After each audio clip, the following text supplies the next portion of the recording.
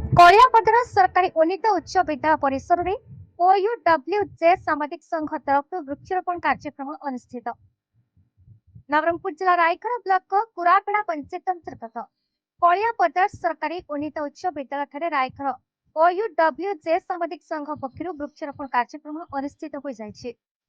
Rayagada OUWJ ସାମାଜିକ ସଂଘର ସଭାପତି ନରସିଂହ ବାଘଙ୍କ ନେତୃତ୍ୱରେ ଆୟୋଜିତ ଏହି କାର୍ଯ୍ୟକ୍ରମରେ ରାୟଗଡ଼ା ବ୍ଲକ ଅଧ୍ୟକ୍ଷ ଗୁପ୍ତ ପ୍ରକାଶ ଝାଙ୍କର ମୁଖ୍ୟ ଅତିଥି ଭାବେ ଯୋଗ ଦେଇଥିବା ବେଳେ ଜିଲ୍ଲା ପରିଷଦ ଖଗେଶ୍ୱର ହରିଜନ ସମ୍ମାନିତ ଅତିଥି ଭାବେ ଯୋଗ ଦେଇ ବୃକ୍ଷରୋପଣ କାର୍ଯ୍ୟକ୍ରମର ଶୁଭ ଉଦ୍ଘାଟନ କରିଥିବା ବେଳେ ଝରିଗାଁ, କୋଷାଗୁମଡ଼ା, ଡାବୁଗାଁ, ଅମରପୁର ବ୍ଲକର OUWJ ସାମାଜିକ ସଂଘର ସଭାପତି, ସେକ୍ରେଟାରୀ ଓ ଅନ୍ୟାନ୍ୟ ସଭ୍ୟମାନେ ଉପସ୍ଥିତ ଥିଲେ।